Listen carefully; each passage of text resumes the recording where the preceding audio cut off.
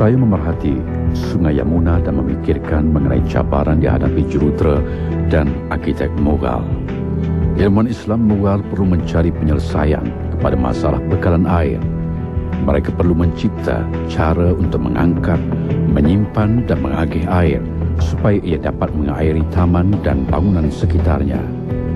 Pemikiran tersebut diilhamkan daripada kepercayaan dan pandangan dunia Mughal. Tidak hairanlah jika anda mengunjungi Taj Mahal pada gerbang tenggara, terukir ayat Al-Quran surah 67 Al-Mulk ayat 30 yang bermaksud, katakanlah, terangkanlah kepadaku jika sumber air kamu kering, maka siapakah yang akan mendatangkan air yang mengalir bagimu? 1,5 kilometer dari Kubu Agra di tebing Sungai Yamuna terletak makam Itamud Daulah, salah satu makam Mughal paling indah. Ia adalah monumen penting dalam perkembangan gaya seni bina Mughal. Makam Mirza Ghiyas Beg berketurunan Parsi dan isterinya dibina oleh anak perempuannya Nur Jahan yang berkahwin dengan Jahangir. Saya sempat bertemu Profesor Syaukat Mahmud, pakar seni bina Mughal dari Universiti Islam Antarabangsa, untuk meninjau teknologi ilmuwan Islam Mughal. Contohnya sistem penyamanan udara untuk bangunan. Bauli ialah sebuah corong berfungsi sebagai pendingin udara. Menurut Encyclopedia of Islam, bauli berasal dari perkataan Urdu atau Hindi bermaksud perigi bertingkat. Air yang mengalir menyamankan suhu setelah menuruni beberapa tingkat. Ada yang berpendapat bauli ialah terowong rahsia, namun hakikatnya bauli adalah pengalih udara atau ventilator dan sebagian sistem penyaman udara bangunan Mughal.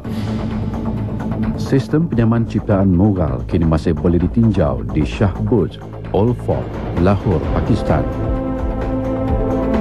Untuk berdepan dengan masalah suhu musim panas yang terik, jurubina Mughal bergantung pada air dan udara. Malah, seni bina Mughal, terutama seni lanskap, boleh dikatakan suatu ciptaan kreatif membawikkan penggunaan air. Al-Quran menjadi sumber kepada kreativiti jurubina Mughal.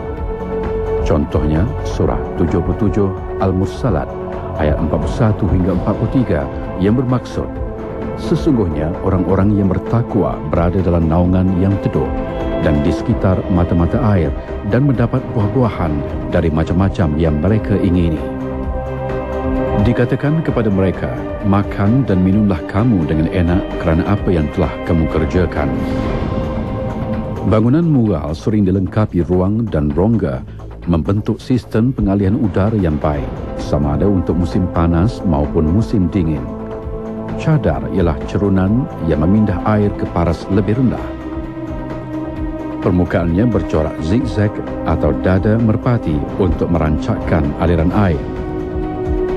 Cadar atau ciut direka bentuk untuk menghasilkan bunyi yang tenang daripada aliran air. Pancuran air turut memberi kesan bunyi menyegarkan selain menghasilkan percikan air halus yang menurunkan suhu cuaca panas. Percikan air dan buih yang tersejat menghasilkan suhu nyaman. Malah di kamar tidur turut dibina pancutan air seperti di Shah Buj, Lahore. Jelas dari sumber Al-Quran, jurubina Mughal berupaya mengorak langkah dan minda untuk mencipta teknologi penyaman udara.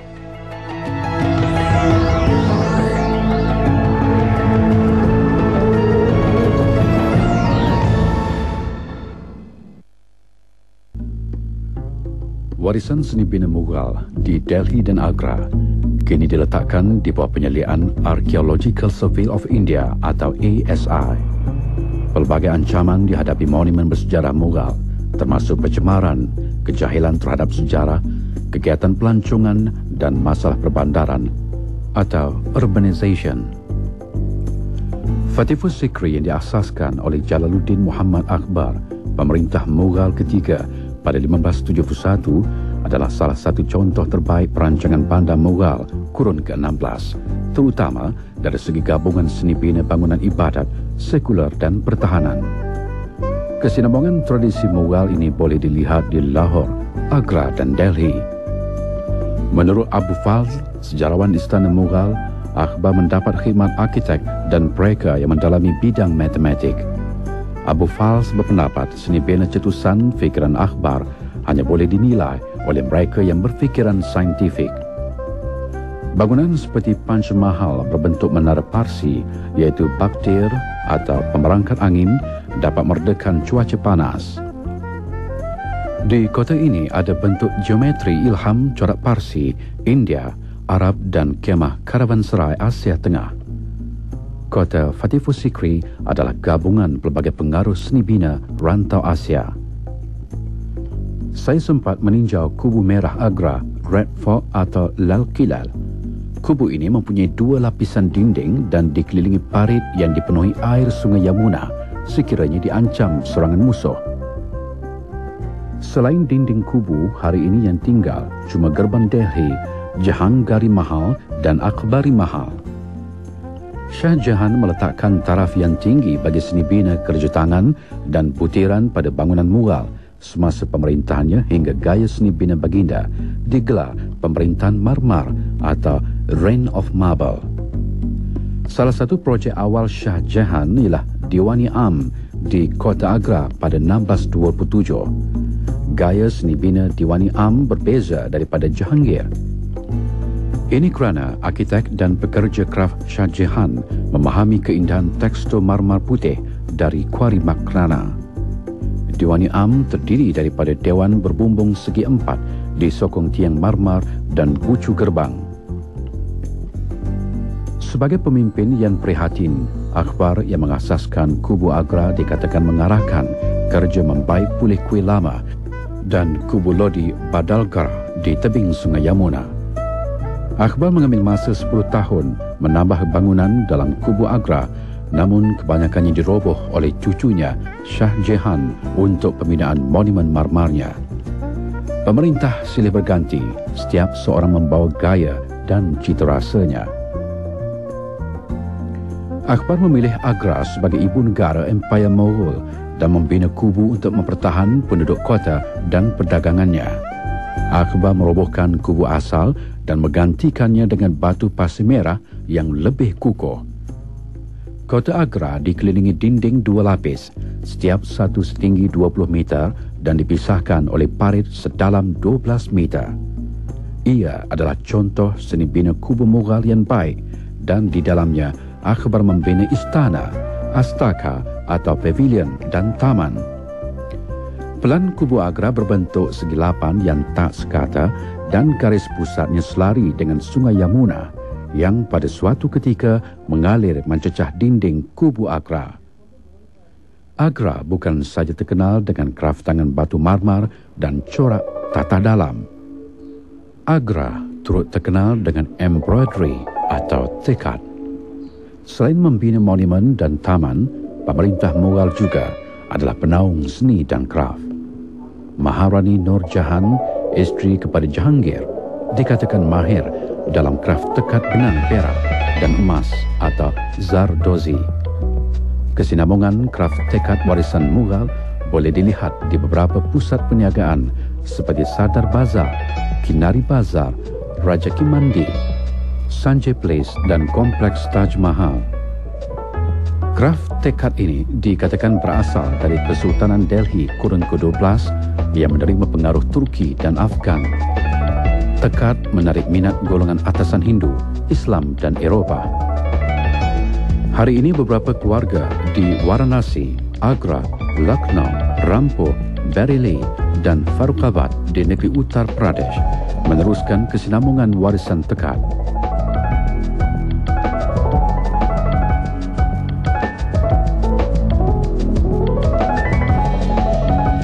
Giyas Beg yang bergelar Itimadud Daulah ialah Menteri Kerajaan Akbar dan Jahangir.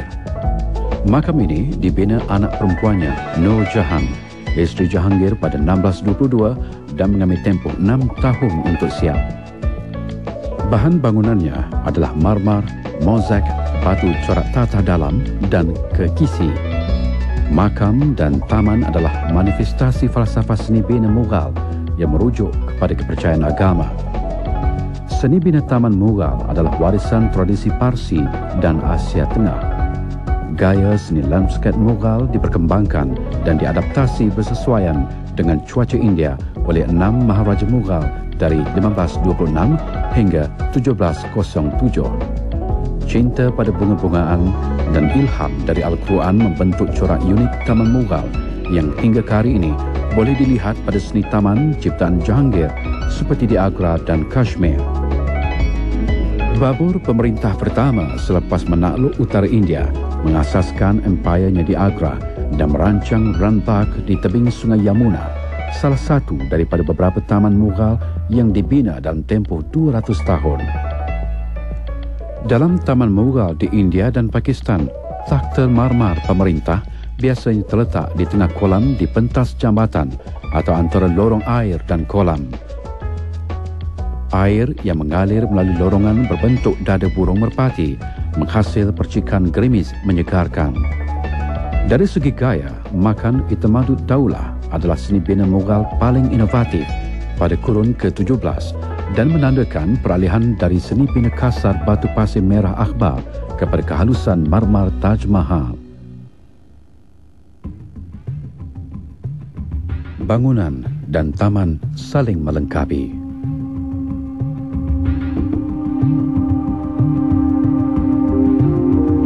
Paling indah, permukaan marmar digilap dan dihiasi batu bercorak tata dalam, membentuk Pitra Dura. Kali pertama teknik ini digunakan dalam sejarah seni bina Mughal.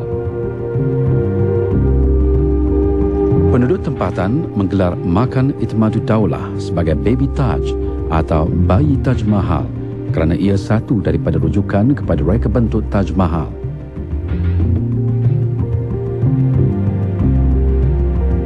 Malah, dari segi seni bina Mughal, Taj Mahal adalah kesinambungan kepada pencapaian seni hasil gaya bentuk daripada Makan Itimadud Daulah dan juga bangunan Mughal lain di Lahore.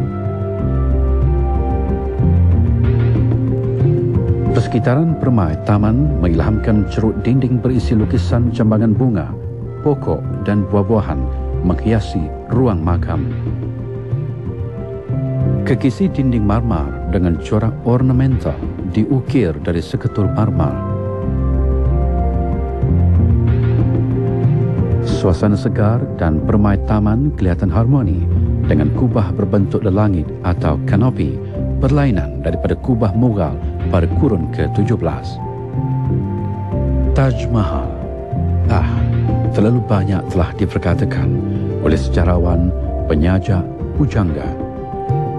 Apabila anda berjalan menuju Taj Mahal, anda melihat seolah bangunan ini bergerak dan hidup. Tiba-tiba, saya bersatu dengan zaman silam.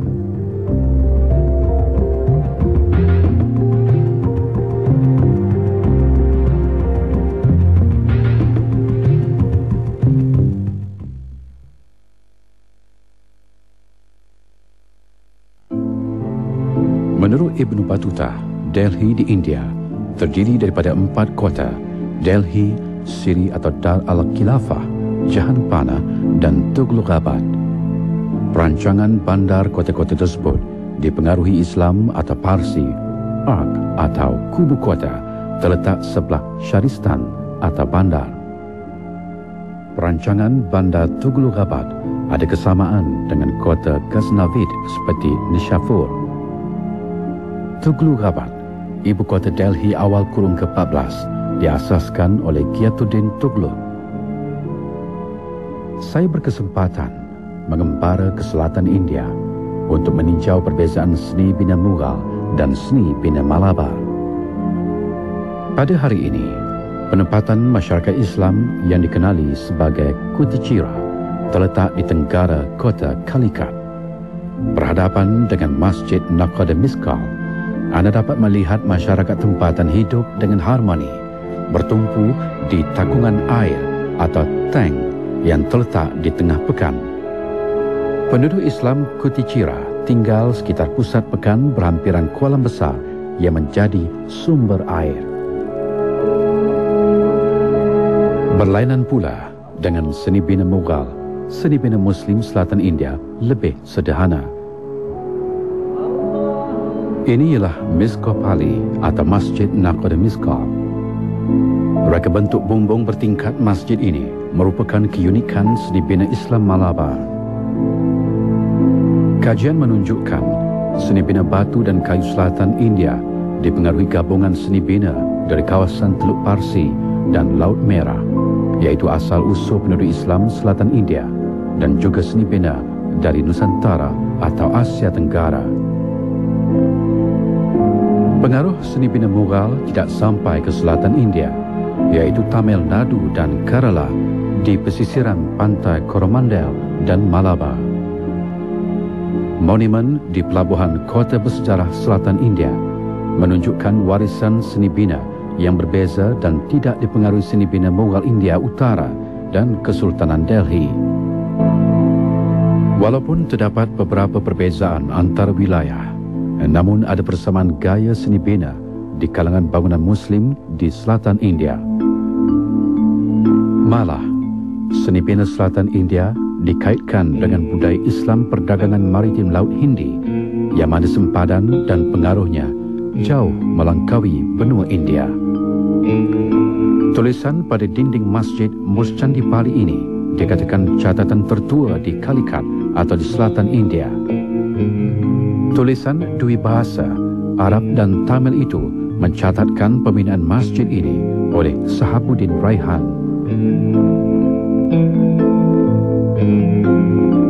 Jika anda berpeluang ke Masjid Murschandipali, jangan lupa mengamati keindahan struktur bumbungnya. Jelas ciri pertukangan dan perincian struktur yang terdedah menunjukkan kebanggaan dan keyakinan arkitek, pembina, pengukir dan juruteranya.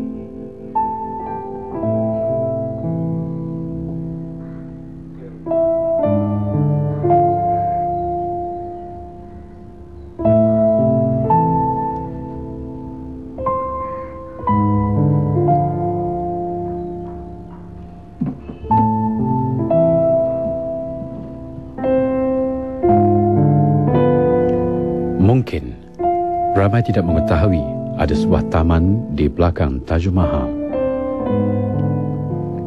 Jika anda mengunjungi Taj Mahal di Agra, jangan lupa menyeberangi Sungai Yamuna untuk melengkapkan pengalaman seni bina Mughal anda di kompleks Taman Makam ini.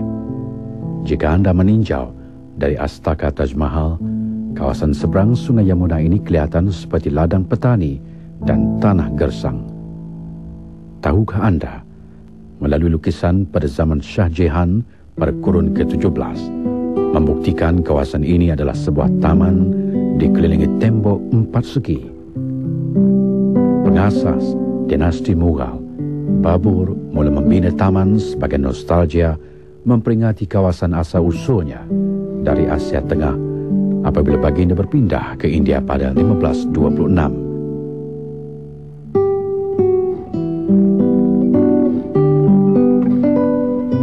Sebagai memperingati kemenangan baginda di Panipat, Babur mengarah supaya sebuah masjid dibina dikelilingi taman yang luas.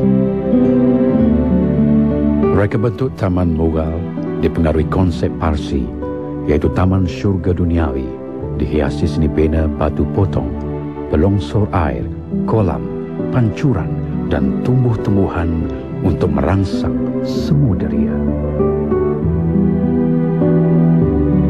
Pakar sejarah berpendapat, taman adalah sebahagian daripada reka bentuk Taj Mahal, dan tanpanya pengalaman seni bina Taj Mahal tidak lengkap.